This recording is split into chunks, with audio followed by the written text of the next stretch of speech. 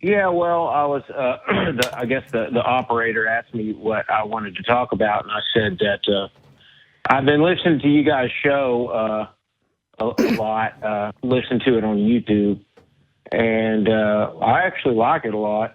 Thanks. And, well, I like how you guys get people thinking about stuff that they don't, thinking in ways that they're not used to thinking. And you could sometimes, it seems like when people talk, it's like the first time that they really thought about certain things. Yeah. Well, I mean, if you grew up in a church, a lot of churches don't encourage people to ask questions and explore things. In fact, I've heard a lot of stories about kids being punished for asking awkward questions. Right. Yeah. Well, I guess there you go. So I'm, I guess I told the operator that I was, she asked if I was an atheist or a theist, and I said I was a theist because in general, I'd say I am, but I still definitely have kind of my agnostic moments. Mm-hmm. And I don't really, I mean, if something is, been disproved, I mean, I don't believe in, that like all the animals in the world were on Noah's Ark so you're not a young Earth Christian, at least. No, I actually wasn't. I was raised evolution was talked about like it was just, that was the reality. Yeah. Okay. So what denomination are you? Episcopal. Oh, okay. Yeah. So, yeah. Yeah, that's one of the most chill Christian groups, I think. Right. Well, but I still, at the same time, though, I would say that it's just one of the most fulfilling things to me. Even in some of my most kind of skeptical periods, I was still having some of my best experiences in some kind of religious capacity. In what way? What makes you feel fulfilled about that? And I'm not trying to jump on you or say that you shouldn't feel fulfilled by that. I just want more to understand a little better. Sure. Well, I mean, I could give you lots of different examples. I had one particular experience at like a Christmas, midnight Christmas Eve service. I don't know. I'm sure somebody could give maybe a psychological account of what it was, but it was, I don't know if it was the music or what it was, but it was kind of like, it would be one of my highest or best experiences. And I have experiences, but also I pray, and those are kind of when I pray, I mean, I can't imagine not having that, having like the prayer life. Yeah. So what I can tell you, there was a period in my life when I was Episcopalian. I identified it as an Episcopalian. I was confirmed in the Episcopal Church. I was an altar girl, the whole 9 yards. Okay. And what I tell people is that if the only Christians I'd ever been in contact with were Episcopalians, I'd probably be at least nominally still an Episcopalian. Even though I had some doubts about sort of the supernatural claims of Christianity, I didn't have any complaint about Episcopalianism and Episcopalians themselves, because they're some of the nicest people you'd ever want to meet. And I loved the church community, again, because of the people there. Unfortunately for, I guess, my parents in particular, I did meet other kinds of Christians. And I realized that they believe that they are practicing the same Christian traditions as the Episcopalians. When I went to, when I questioned what the fundamentalists were saying about what was in the Bible, I'd go and read that passage of the Bible, and it was right there. It was what the fundamentalists were saying. I'd go and present this to the Episcopalians and ask them, hey, these guys say this about this passage, what do you say? And they would kind of gloss over it with some kind of more, I guess, softer, gentler version of it. but they didn't have a good reason for why they had a softer, gentler interpretation of that. And so without them being able to tell me why their interpretation was right and the fundamentalists were wrong, I started to lose confidence in what they were telling me. And I never for once thought that they were bad or malicious people, because I certainly knew that these were some of the best examples of humanity I could ever hope to meet, versus the fundamentalists, who were definitely not good representations of humanity. But what that taught me was that there's something in this doctrine, the claims of each side cannot both be true, and obviously the religion itself is not what's making these people good.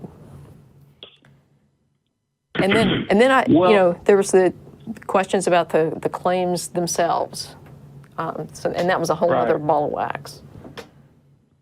Well, so I got a book. I don't have it anymore, but I had it last year for a while, and it was called it was like the worst parts of the Bible. And I remember, so there's a lot. I remember there was one that was in the Psalms, I think, and it was like something about it's our joy to bash the heads of the babes, or something like that.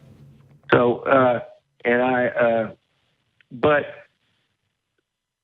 a couple of things that kind of the way that I came to see it was, well, I just see that all as, in the historical context of this tribal group from, the Bronze Age, kind of probably somewhat, representative of the time and place. But I would. I mean, yeah, but it's weird to act like we're basing a philosophy. I mean, to, on the one hand, say that this is a bygone era and we don't follow their principles anymore, but also say that this is somehow the most perfect book ever written and has great ideas that you should live your life by. Well, I think it's perfect. Well, yeah. And it sounds like part of what you get out of church is the social experiment, the social experience, which is totally valid. I mean, people need other people. They need friends. They need to spend time with each other. And as far as religious music goes, I've got no place to talk. I'm a lifelong atheist, but I also sang tenor 2 in a choir starting in high school and going on for many, many years.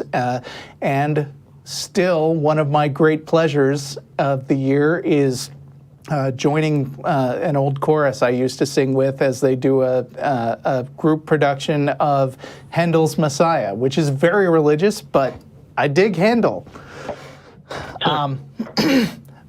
None of that. I don't know if it's the social part. I mean, part of it is the kind of the more just religious, almost the ritual, and the more for instance, Episcopal rituals are very comforting. I agree with that. Mm-hmm. Right. So, have you guys? Are y'all familiar with that movie? It's kind of a documentary, I guess, but it's called Baraka. No, I haven't seen haven't heard of it. Okay, it was. I mean, I think it was from maybe the '90s, but it was. And then they made a sequel kind of to it. And what it is it's really well photographed. It almost looks like a National Geographic type thing, and it goes in and it shows all these rituals. It shows somebody being baptized. It shows kind of indigenous religious ceremonies and people dancing and stuff like that. And when I saw that movie, I was like, I mean, that blew me away, because that stuff just speaks to me. And that really, and it's not just the way it looks, but it's tied in there is the idea that you're trying to contact or interact with this higher divine type thing. I mean, that's an important part of it. Yeah, and again, it's complicated to have those interactions with it, especially if you are not really sure that the divine power that they're trying to contact actually exists. Because I can totally understand getting in this feeling of doing a thing with a group and and feeling togetherness and feeling like the ritual you're doing is bringing everyone closer. And yet, that can kind of be applied to a lot of things. I mean, I'm going to spoil the musical A Book of Mormon, which everybody's heard I'm a big fan of, but by the end of it, they're all still real devoted to the idea of their religion, but now they have this totally weird, unrecognizable religion that involves Boba Fett and Lord of the Rings. And was just manufactured by this nerd on the fly who doesn't really understand the religion. And yet it's still this very joyful, beautiful experience based on a thing that they all know doesn't make any sense. Well, yeah, so, I mean, I see how, another thing about the Bible is that the early Christians they didn't have, the Gospels or the New Testament. That didn't come until, hundreds of years.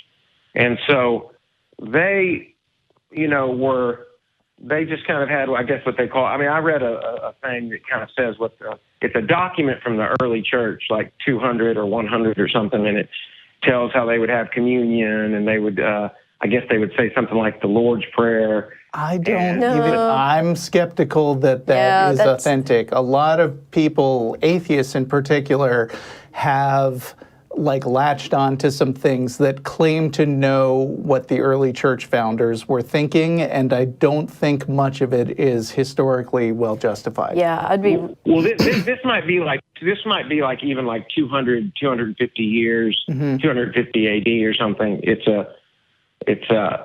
But I'm just, the idea is that before the Gospels and the other letters of Paul and stuff were made canonical, and that they had, that wasn't really a big part of it. Yeah, well, it is certainly true that a lot of basically traditions and ideas coalesced over the next several centuries. I mean, and that even the Bible that we see today wasn't really canonized, but was sort of put together gradually over a whole bunch of different books, and some of them didn't make the cut and maybe even completely contradict what you find in the Bible today. Well, so in that sense, I guess what I'm saying is that Jesus, at least the way it's told in the stories, was somebody who had issues with the religious leaders of the time, and they were essentially saying that he was engaging. But you can find cult leaders today who have issues with the current mainstream religions, but what they want is to get praise and worship for themselves. And just because somebody disagrees with the prevailing dogma doesn't mean that they're not out to get something themselves. No, that's not, that wasn't my meaning. Let me finish real quick. So what I was going to say is that, so that was an issue then, and then also there were the kind of versions of Christianity that didn't, like the Gnostic Gospels and that kind of thing, and now there's, all these different denominations. So there was always that kind of element has always been part.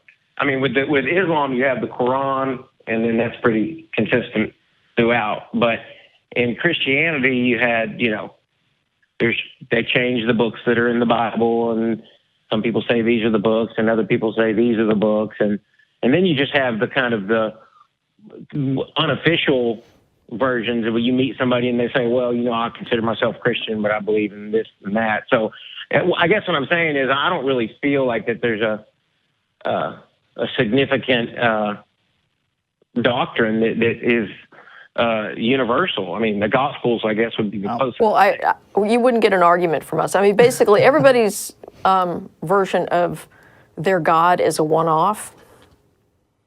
So, no two people have an identical concept of what they mean when they invoke a God.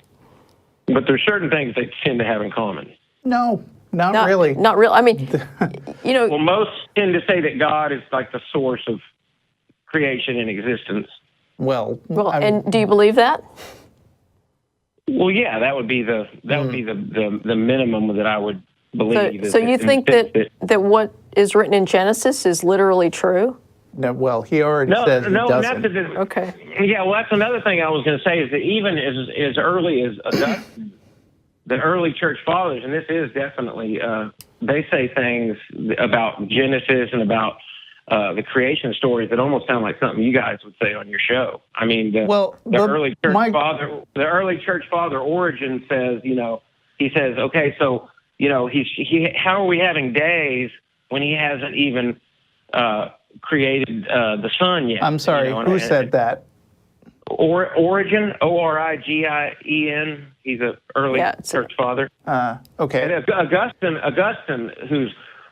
Augustine probably after Jesus and then Paul was probably one of the most authoritative voices in the history. But I think. Yeah, okay, you go ahead. No, I mean, I guess I'm trying to understand what your question is here because I mean, you're following a similar line of. I'm saying there's always been freedom. There's always been freedom to take whatever you think is the central message, which they actually.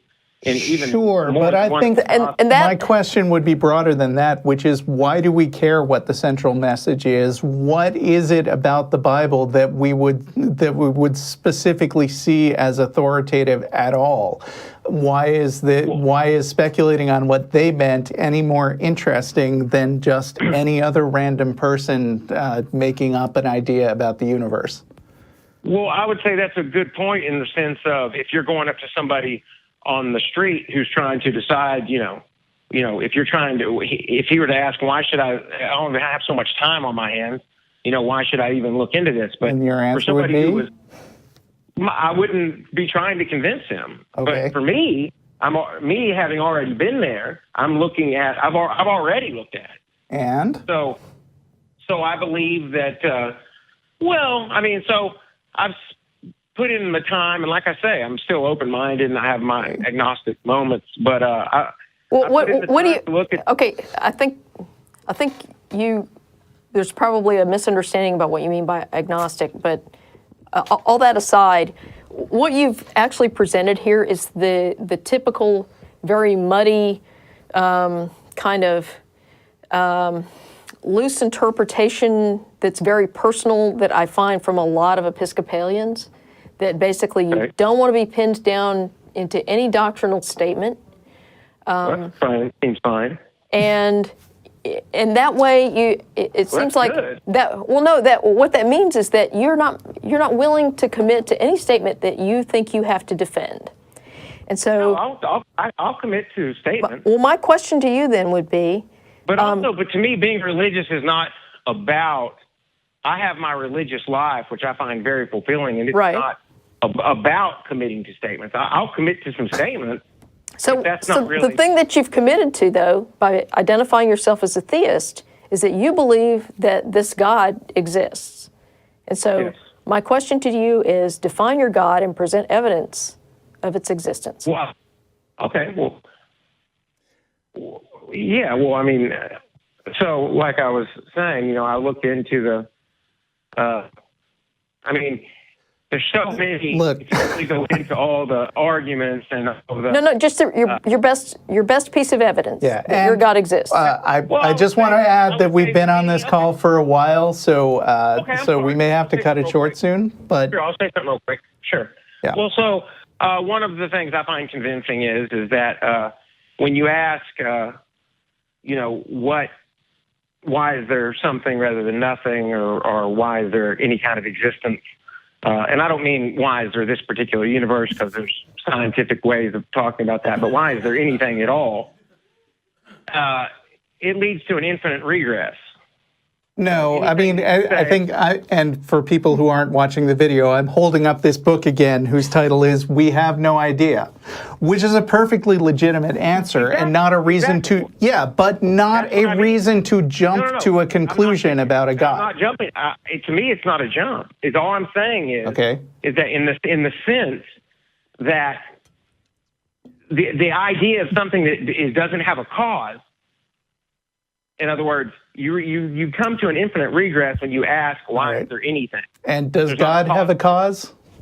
No, I'm not saying that God has or doesn't have a cause, but I'm saying Okay. that aspect, that aspect of reality is there and doesn't go So away. you yourself are still winding up at a position of we have no idea, but before you get to that No, I'm point, saying you that's feel what like you we have to call- inject this extra No, thing. No, I'm saying that's what has most traditionally been the response to why is there anything at all? Why is there what Aristotle said? Right. The prime mover. I'm just going back to the oldest approach. So why does that? Responding to it. But the thing is, why does that lead you to the conclusion that some God exists? Well, I'm saying that's what I'm saying that to the extent that there is something that exists without a cause, I'm calling that God. Right. Well, we don't think that a God that isn't well defined is in any way useful as an explanation. But maybe you could mull that over and call back next time, Okay, and we can talk to you again. All right? There's been thousands of pages defining it, so that would just be your opinion. Yeah, but you've already rejected a lot of those. Yeah, you say there's thousands of pages, but you started this call by saying that you don't believe it's literally true, which doesn't give us a lot of information to go on. I'm not talking about the Bible. I'm not talking about the Bible. I'm talking about Aristotle. I'm talking about philosophy. Aristotle wasn't all that authoritative either. He had some good original ideas, but he I didn't say anything about him being authoritative. I didn't say he was authoritative. Yeah. I didn't say that. But You said that it's ill-defined, and I'm saying there's been thousands of words written about defining what the unmoved mover is or the prime mover, so it's not ill-defined. But an answer can be very old and traditional and still wrong. Yeah, and the thing is, I don't care about all those other definitions of the unmoved mover or whatever. I only care about what you think. That's what I think. Okay. We still have no idea what that is because you've not actually defined it. Just look up unmoved mover. No, Yeah, no, I'm not. I've read about unmoved mover. It's not a good argument. Yeah. No, in your opinion, it's not. But you said it wasn't defined. Like I said, we got a limited amount of time on the show, so we're going to move on to another caller. But you're welcome to call back again. Yeah, unmoved mover. Thanks. Yeah. Yep. We know it's on Wikipedia. Yep. It's also on ironchariots.org, which is a great resource for this kind of argument. Yes.